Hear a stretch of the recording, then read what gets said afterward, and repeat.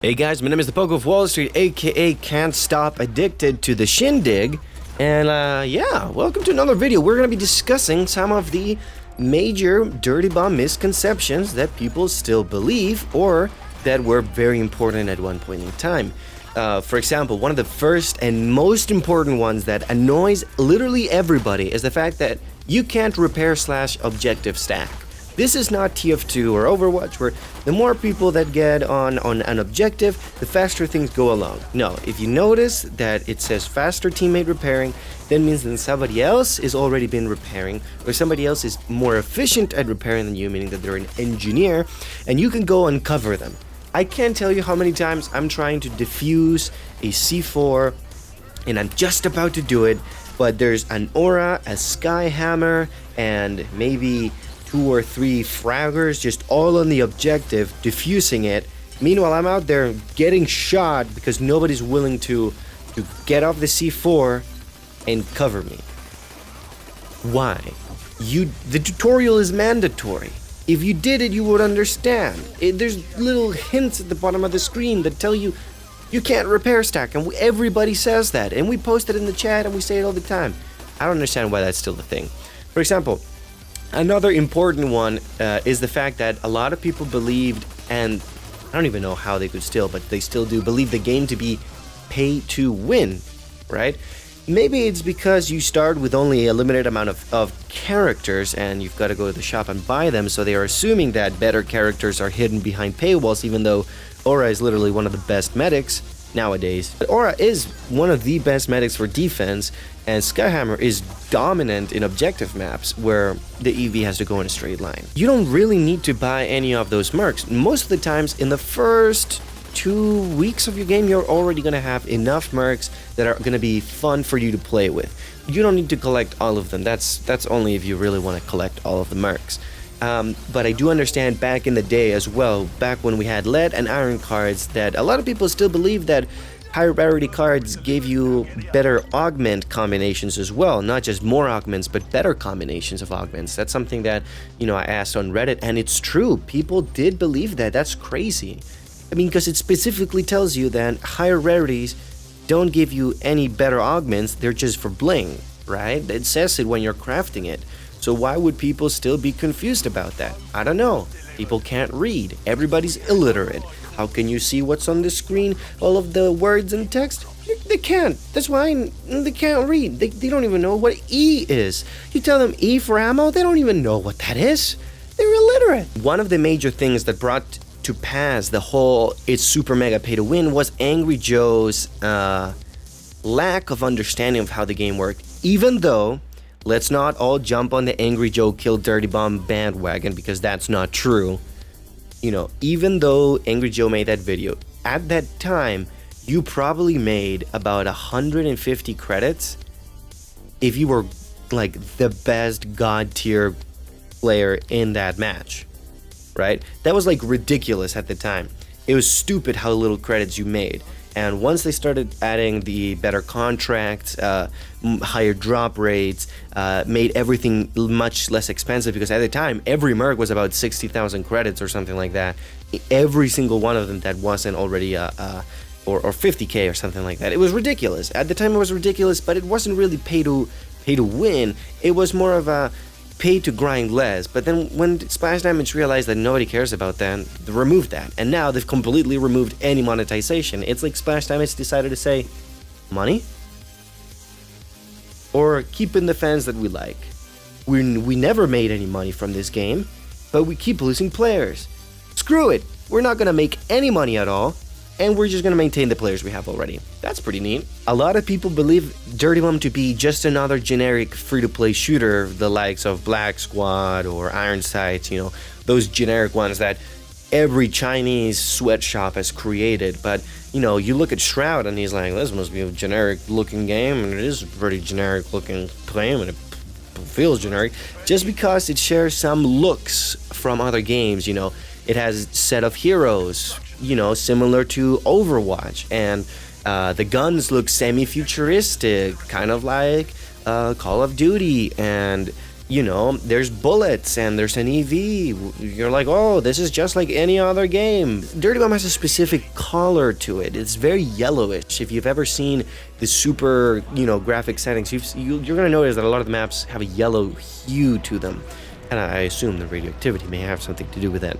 But the game may look kind of standard-ish. There's no instant characterization. It's not like in Fortnite or Overwatch where everything is very stylized or extremely realistic, like in, well, Call of Duty realistic and PUBG realistic, where, you know, they're trying to imitate many of the looks to be as close to what real life can be. Dirty Bomb is kind of like in the middle, so it doesn't commit to either side. So that may be an argument for why it looks generic, but it's definitely not a generic game, that's for sure. It's very niche, to the point where it's so not generic that barely anybody actually likes playing it.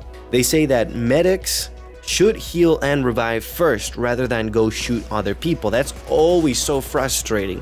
And you know, when you're an assault, like your Fragger or Kira or Artie, and I know those are a mixture of supports and assaults, but you know, you're one of those people designed to kill. That's your job. You're killing people, and then your medic chooses not to revive you and instead wants to take the 1v5 engagement, and you're just on the floor at the medic's feet being like, bro, I can help you out, dude, just come out here and help, bro, please. Good stuff. I love it. But also very important to know that medics need to be protected. That is so important. Thank you so much, Reddit, for reminding us that if medics are killed, no one can be revived. So please, medics, revive your teammates, and please, teammates, keep your medics alive. A lot of people also have the misconception of believing Phantom to be completely overpowered.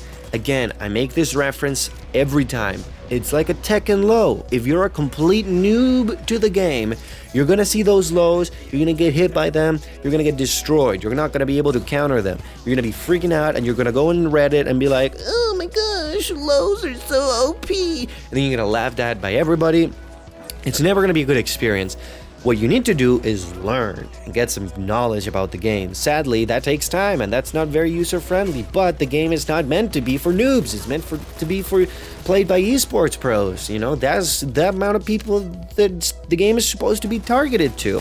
Once you are used to it, you can hear him coming, you can hear his footsteps, you can see his, you know, EMP, and a lot of people are saying, oh, the EMP is so disorienting, I don't know what's... No, shut up, dude. It's easy. He's got tons of dead giveaways, and you can definitely snipe an invisible Phantom who's running. Easiest thing in the world. And finally, the last thing I would like to say is that shotguns are definitely not overpowered. I'm not saying they're completely trash and low tier. They're definitely not the best guns out there, but a lot of new people have the misconception that shotguns are the strongest weapons in the game. And you really gotta think why that would be the case. For example, who has the shotguns? The shotguns are placed on characters that have either low health or are VIPs, you know, or have a specific negative to them. For example, Rhino is extremely slow and he has the ability to use shotguns. For example, Aura, Proxy have very little health, meaning that they need some fast firepower, and they're meant to rush in and close the distance, right? So when somebody closes the distance on Rhino shoots you with a shotgun. When Proxy closes the distance on you, Proxy shoots you with a shotgun. Most important thing to understand is that there are certain ranges to the weapons, and you can see what the effective range of these guns are, the maximum range you can be before you start dropping damage. And realizing that all shotguns have spread, some more than others, so the average range tends to be 10 meters for a shotgun, even though it's like 8 for one, 10 for another, and 7 for you. Who cares? It's 10 meters, right? As long as you're 10 meters away, shotguns will be almost ineffective, right? As long as you don't have 10 HP and you're running straight up against a shotgun and you get shot in the face by one pellet, and then you're like, oh my gosh, it's so strong, it's so overpowered, and then everybody laughs at you because you ran on a straight line against a shotgun. Stay away! The SMGs have an effective range of about 20 meters. That's like double the range. It's so much fun to stomp on noobs who close the distance on you. Like you're a proxy, you're just sitting there, and everybody will run up to you. This is the most fun thing to do ever. You just boom, get killed, boom, get killed. Bathe in the salty tears of people who don't understand how the games work. But then you get to play, in Phase It and some other higher level competitive play.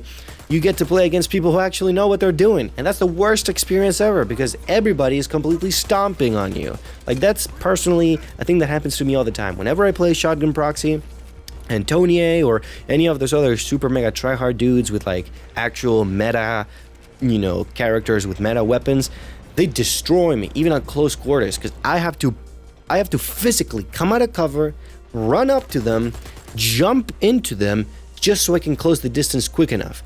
All they have to do is shoot me from a distance all the way until I get there and then I die. It's so hard to kind of hang up on them. So yes, it's sort of a crutch at the beginning not because it's easier to use, because you are literally too dumb to realize how to counter it. You get away from the shotgun. It's like shotguns used to do headshot damage, meaning that sure, it had less range, but as long as you hit him in the head with a couple pellets, you could compensate the damage. Right now they have slightly more range, but they have no headshot damage, meaning that you have to go for body shots, meaning that the closer you are, the bigger of a target you become, the easier it is to shoot you in the chest. Stay away from the shotguns, No longer do you have to be in kissing distance to make them effective. Now it's hugging distance. But now you've got a gun and I'm trying to hug you. It's not very easy to do. You really so hard to hug somebody when they've got a gun pointed at your head. So, misconceptions. Point the misconceptions you've experienced or you've thought or you've had to tell somebody, hey, that's not how the game works.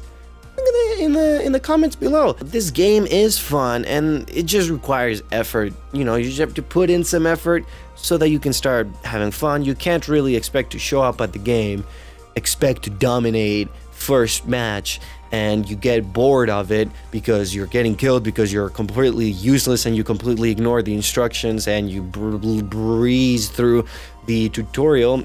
Shroud, you know how it is, you know how it be, figure it out, do your thing. Tell me misconception. As always, guys, have a great day.